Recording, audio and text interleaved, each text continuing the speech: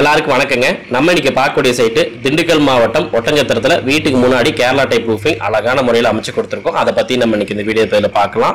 நீங்க இன்னும் நம்ம சேனலை சப்ஸ்கிரைப் பண்ணனா சப்ஸ்கிரைப் பண்ணிக்கங்க. ஃபேஸ்புக், இன்ஸ்டாகிராம்ல பாக்குறவங்க ஃபாலோ பண்ணாம இருந்தா ஃபாலோ பண்ணிட்டு பாருங்க.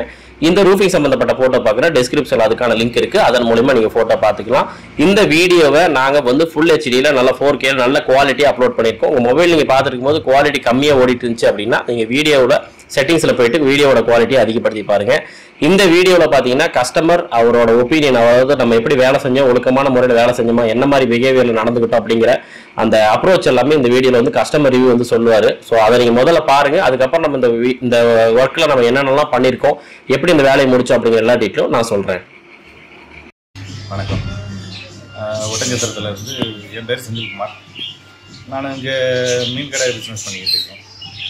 அப்புறம் லாஸ்ட் டைம் நான் இது வேறு ஏதாவது பண்ணுற மாதிரி ஐடியா இருக்கும்போது சரி அப்படிங்கும்போது சேனலில் பார்க்கும்போது சரி கேம்ஸில் நல்லா பண்ணுறாங்க அப்படிங்கிறது அந்த வீடியோஸ் எல்லாம் நிறைய பார்த்தேன். அதுலேருந்து எனக்கு ஒரு ஐடியா வந்துச்சு, சரி அவங்க கையில் ஒப்படைப்போம், எப்படி பண்ணுறாங்கன்னு பார்க்கலாம் அப்படிங்கும்போது அவங்களோட அப்ரோச்சும் நல்லா இருந்துச்சு, எனக்கு பிடிச்சிருந்தது.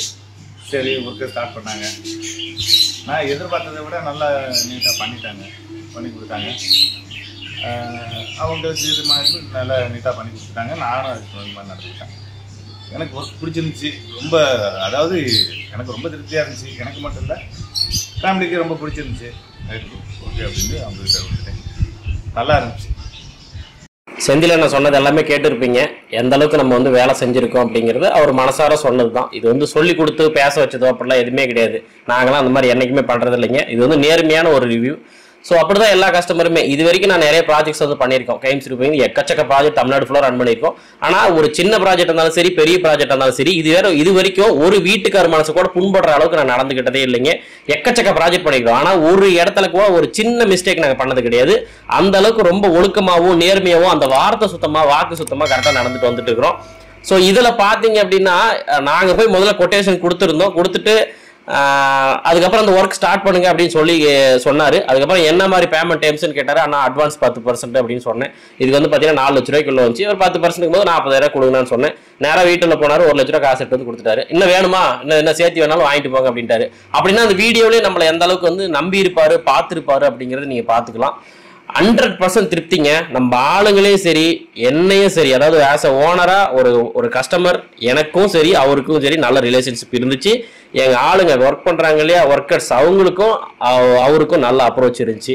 ஆளுங்கெல்லாம் போயிட்டு வந்துட்டு பார்த்தீங்கன்னா அவர் சைட்டுக்கு இப்போ ஃபேப்ரிகேஷன் ஒர்க் முடிச்சுட்டு வந்துட்டு எகைன் வந்து சீட் அடிக்க போகிறதுக்கு நான் போகிறேன், நீ போகிறேன்னு போட்டி போடுறாங்க.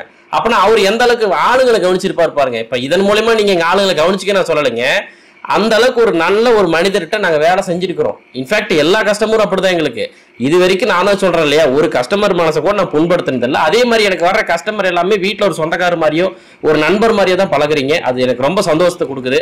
அதே மாதிரி பார்த்தீங்கன்னா இந்த தொழில் நான் செய்யும் போது ரொம்ப எனக்கு வந்து சந்தோஷமா இருக்குது. ஏன்னா எனக்கு எவ்வளவு பணம் தேவையோ நான் வாங்கிக்கிறேன். ஓகேங்களா, எனக்கு என்ன குவாலிட்டியான மெட்டீரியல் தேவைப்படுதோ அதை நான் போட்டுறேன். எனக்கு என்ன லாபம் வேணுமோ நான் அதை எடுத்துக்கிறேன்.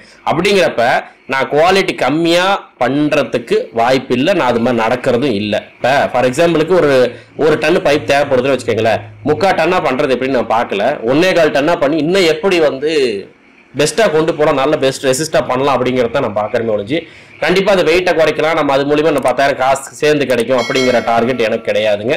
ஏன்னா என் கஸ்டமர் என்னை பார்த்துக்கிறாங்க, நான் என் கஸ்டமரை பார்த்துக்கிறேன். ஸோ அதனால் வந்து பார்த்தீங்கன்னா எனக்கு வேலை நீட்டாக இருக்கணுங்க, குவாலிட்டியாக இருக்கணும், பர்ஃபெக்டாக இருக்கணும். எனக்கு 10 ரூபா சேர்ந்து போனால் போகிறாங்க, இந்தாங்க பணத்தை பிடிங்க வச்சுக்கோங்க, நல்லா செஞ்சு கொடுத்துட்டு போங்க அப்படிங்கிற கஸ்டமராக தான் மட்டும் கூப்பிடுங்க.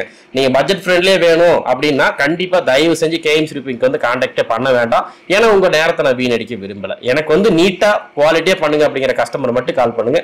உங்களுக்காக சேவை பண்ண, கடமை பண்ண நான் காத்திருக்கிறேன். நன்றி, வணக்கம்.